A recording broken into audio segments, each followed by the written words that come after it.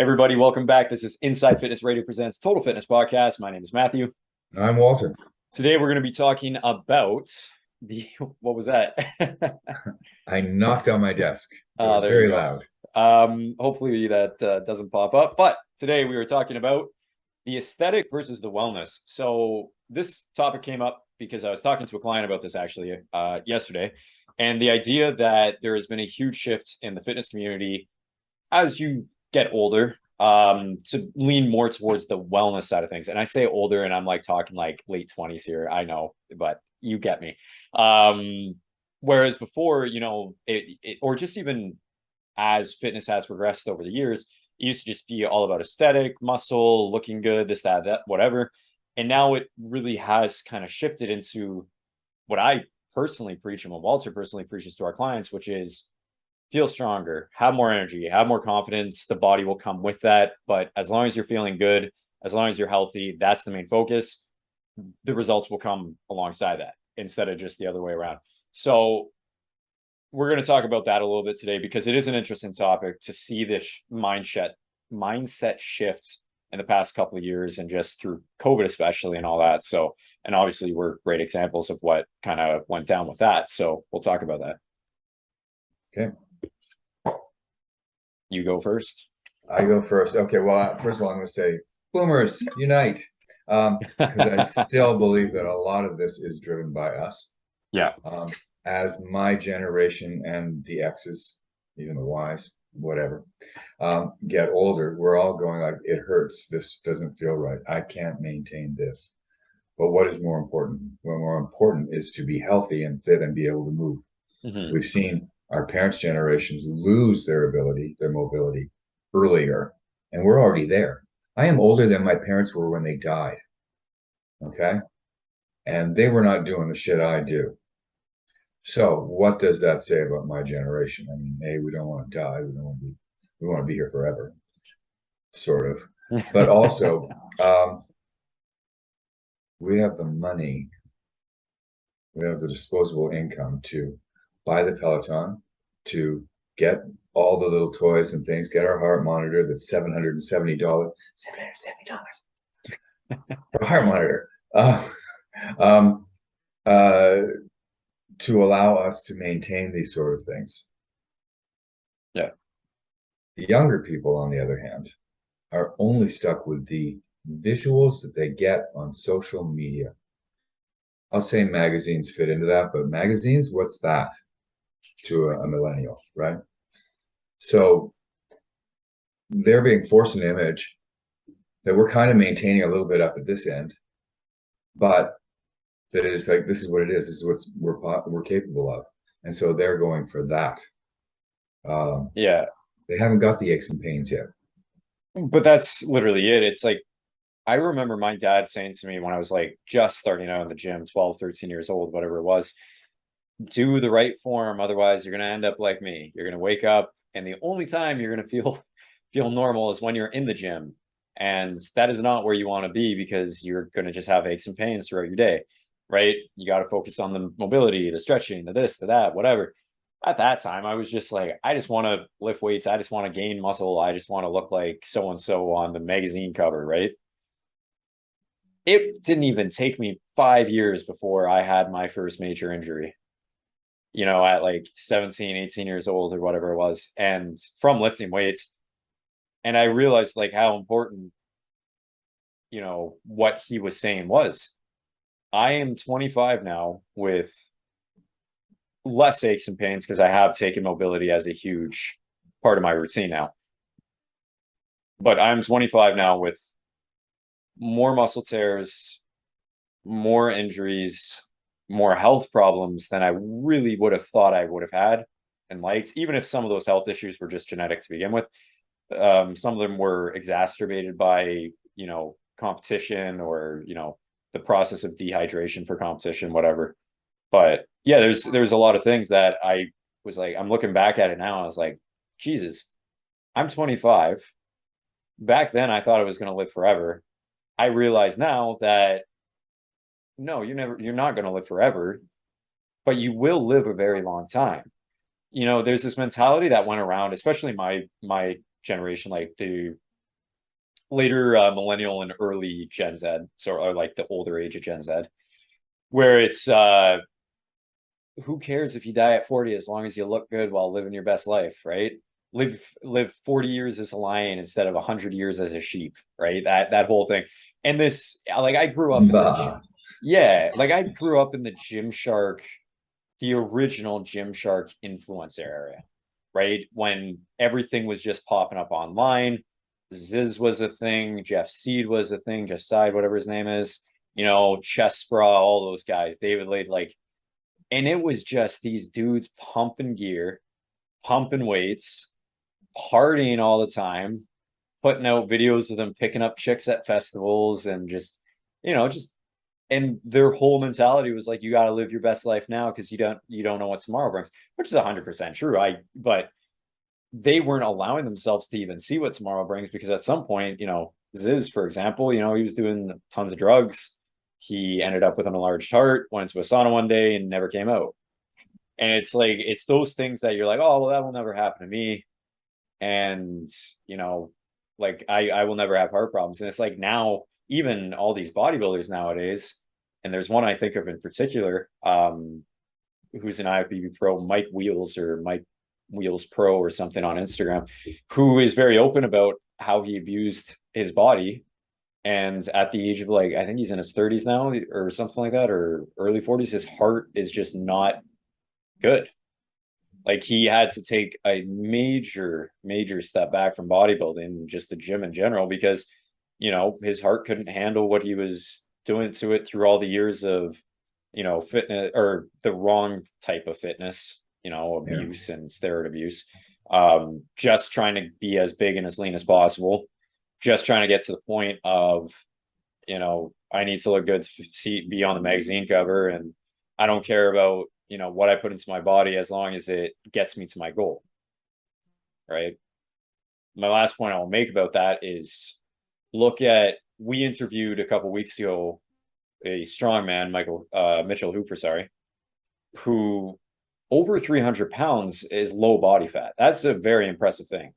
But his biggest thing, and what he actually did say on our podcast, was the biggest thing for him is staying healthy in a sport where health is not really a thought, because you just want to gain as much weight, you want to put on as much fat as possible, you just want to be as strong as possible to reach the goal of the world's strongest man. He is willing to take second place to that guy because he'd rather live a longer life and a healthier life, injury free, health problem free, all that sort of stuff. And it's a mature way of thinking, but unfortunately a lot of people are not in that mindset. No. And I mean that goes for sports in general. I mean, to be an award-winning long-term NFL quarterback, you don't necessarily have to be as healthy as possible. These are the parameters which you must meet. In order to win the Olympiad, you must meet these parameters. Nobody says your heart's got to be good. You've got to last long time after you win that award. No, it's all about what can I get right now. And that's a mentality that we're forcing on the kids. The kids are taking and running with it. And so we're talking about them. Yeah. Everything that they're doing is something that we have said to them, this is probably the right thing to do. You're a 13-year-old boy, and you should have a big chest and abs. You're a 13-year-old boy. Are you crazy? Well, at 13, they kind of are. So it's our responsibility to teach them otherwise, right? Yeah. But we don't. We say, this is what you should look like. We But tell little girls at 12 years old that they need to diet because they're overweight by 5 pounds. But that's the problem, right? I don't even think that's necessarily an issue of like, because there is good influence out there. Mm-hmm. But in your mind, you're like, this is the standard of male masculinity or whatever, and this is the standard of female femininity. So I have to look like that person, even though they're 20 years older than me, have tons more experience, have lived their life. Even if that person they're looking up to is the healthier version of them, we still want that shortcut. I mean, TikTok, Instagram, everything on the internet has just given us this horrible issue of now, because we can get every answer we want by typing it into Google. We can get every person we want to talk to within 5 minutes because we can send off an instant message to them. So why should fitness be any different, especially when there's so much BS on the internet lying to people about, yeah, you can get there. Here, do this program, do this drug, take this diet. Just check out my 3 body type program to see which one will get you to lose the 30 pounds in 2 days. Right. It's ridiculous, but unfortunately, it doesn't. Shout out to you, whoever you are. It doesn't matter who says, no, this is not the way you need patience. You tell that to somebody, especially a kid, somebody, teenager or early 20s, they want it now. One thing, especially in my generation, I'm not gonna lie, we definitely do have a harder time affording a house. We do have a harder time with, minimum wage back then, and the buying power back in your day is way different than mine. There's no doubt about that. But also at the same time, so many people my age have not even given themselves enough time to establish and also realize that times have changed. There was no internet back then. There is internet now. There was no subway system all over the city back then. Maybe there was only like one line, but now you can literally travel anywhere you want. Or you could even just work at home. You could work remotely. You could take the GO train to the work. You could do this. You can do 3 days on, 2 days off. Like, there's these massive changes that are providing huge opportunity for people if they just allow themselves that patience. And it just translates into fitness as well, right? But we aren't patient enough. We're trained not to be patient. I mean, I want my food delivered in bite-sized bits that are already pre-cut, and all I have to do is put them in the pan. Oh, why should I do that? I'll call Uber Eats and just get the meal delivered to me. At some point, you just get your day after day after day. Yeah. Nobody is willing to go the extra mile. I mean, I remember the days of when I was in my 30s and people started to take their laundry out to get it done instead of doing it. But they never had any money. They were always spending their money on this service, that service, that service. But all those services are geared towards right now. I want it now. And so if I want my body right now, then maybe the lipo is the way to go, or the machine, the Dr. Ho thing. That sort of stuff. Is that the way to go? Because I want it now. And how do we get back from that? I thought the pandemic was going to do that to a certain extent. It didn't. No, if anything, it made it worse, in my opinion. Almost, right?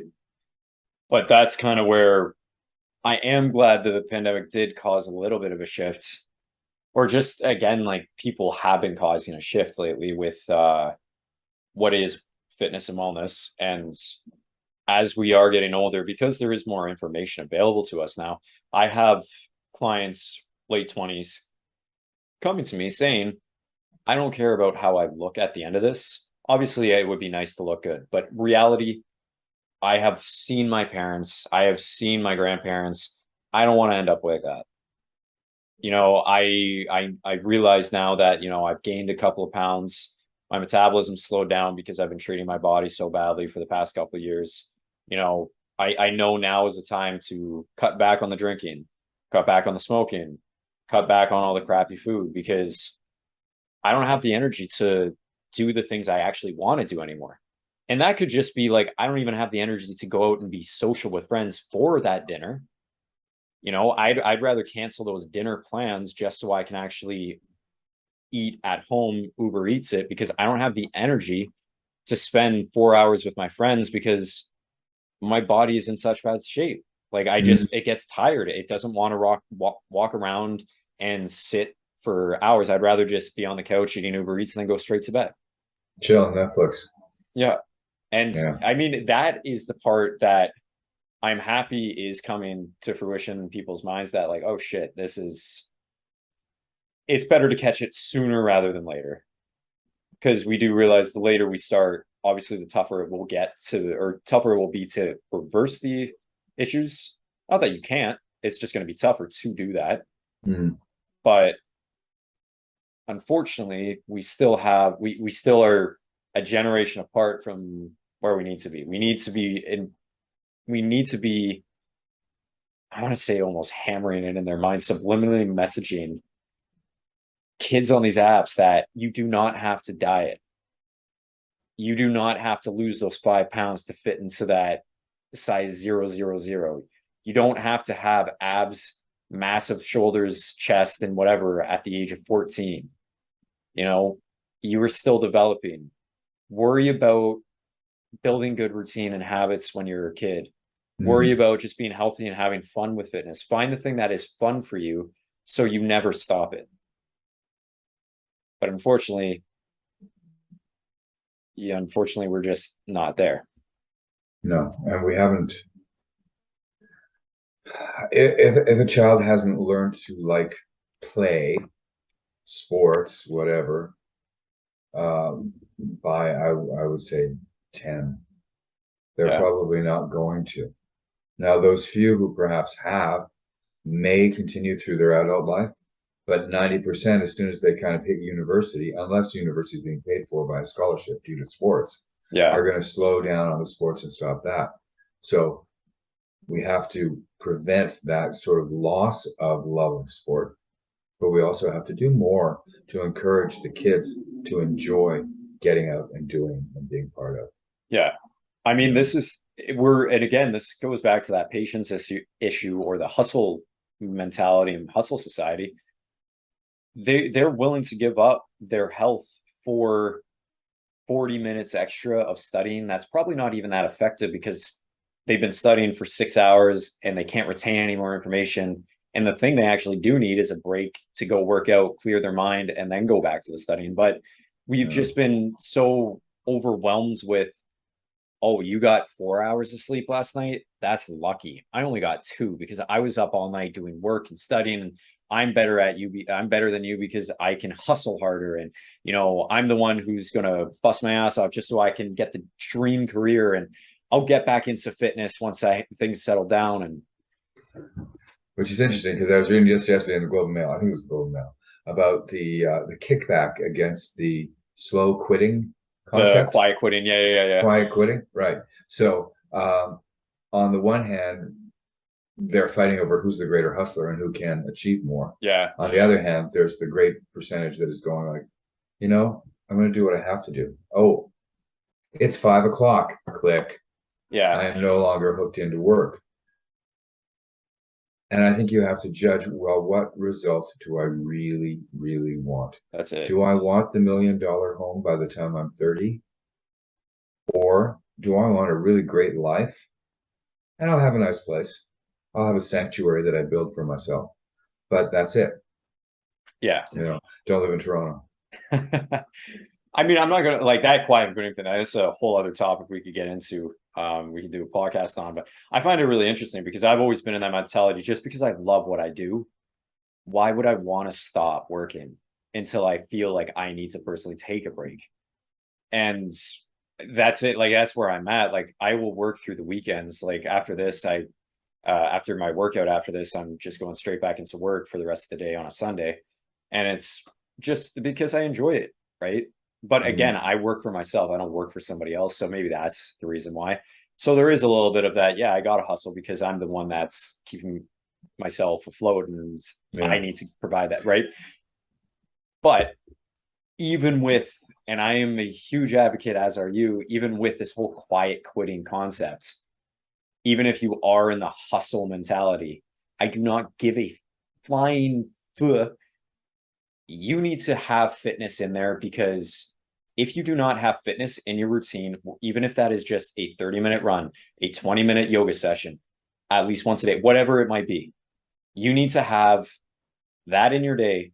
Otherwise, you are not going to have a good routine. I truly believe that anybody with a great routine, and this is not like bodybuilders, athletes, whatever. I'm talking about every single actor, every single hustler, every single billionaire, millionaire that fits in their workout every single morning, sometime at lunchtime, right before they go to bed, whatever it is. Every single one of them has fitness in their routine because they understand the importance of dedication and discipline and patience of fitness and the health and energy and the confidence it gives you that applies to every other aspect of your life. Fitness is the thing. I always say to my clients, you're going to get a lot out of this workout and you're going to change yourself physically.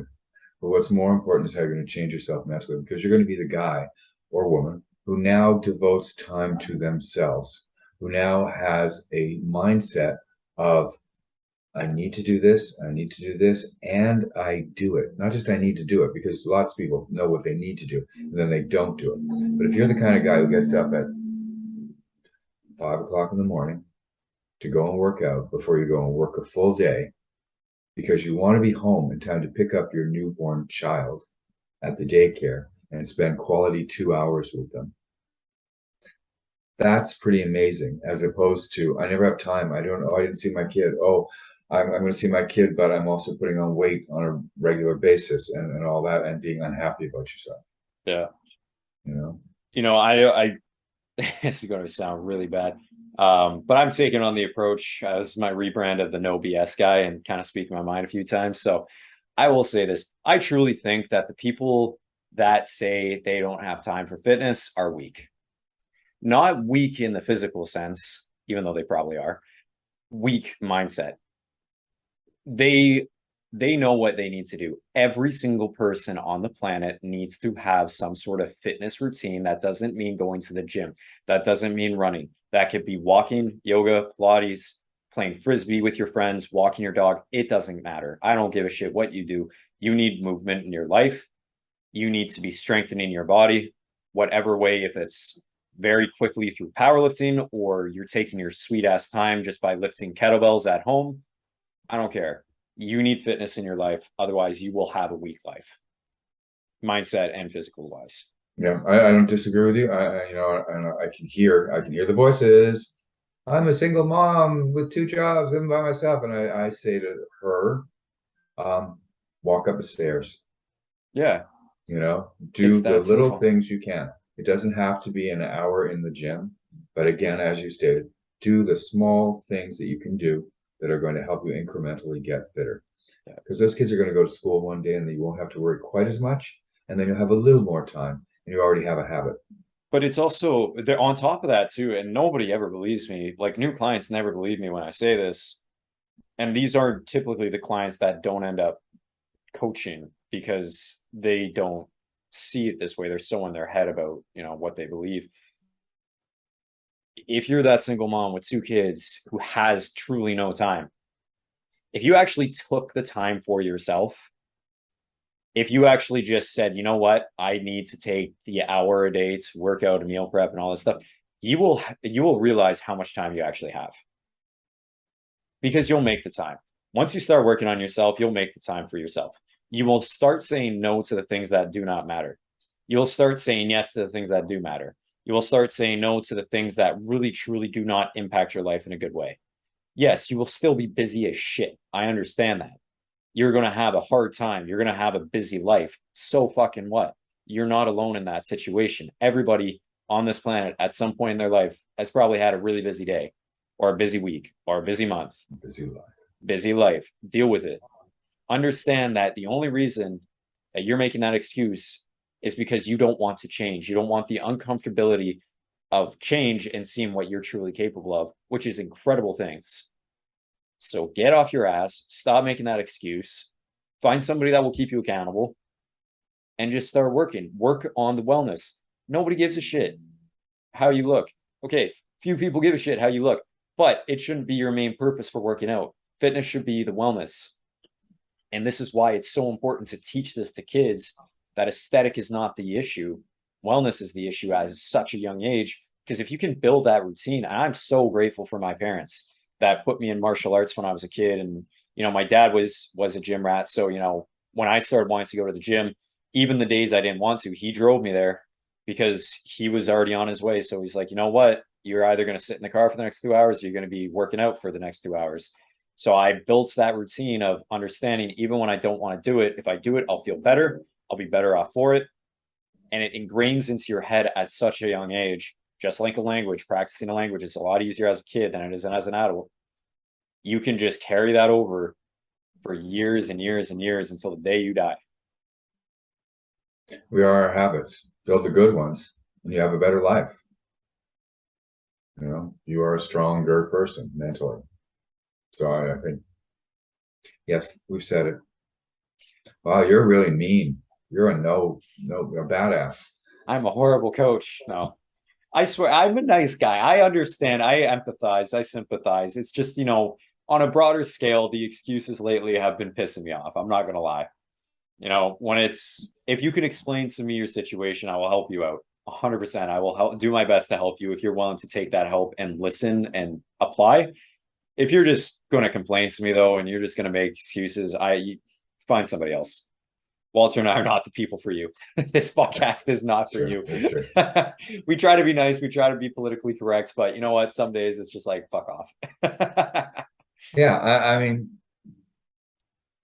political correctness in terms of how you handle other people does not mean taking their excuses and going, "Oh, poor baby." Yeah. That's not correct. That's aiding and abetting. Yes. And in my other world, that's not a good thing. That's not a good thing in this world either. Nope. You know?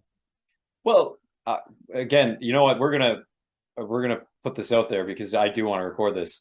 The two next podcast topics, we're gonna push back the Andrew Tate. We were gonna talk about Andrew Tate because that was gonna be interesting, but we'll push that back a little bit because I want to talk about that. Addictions outside of addictions. The things that we just hold on to, because there is addictions that we have to our habits.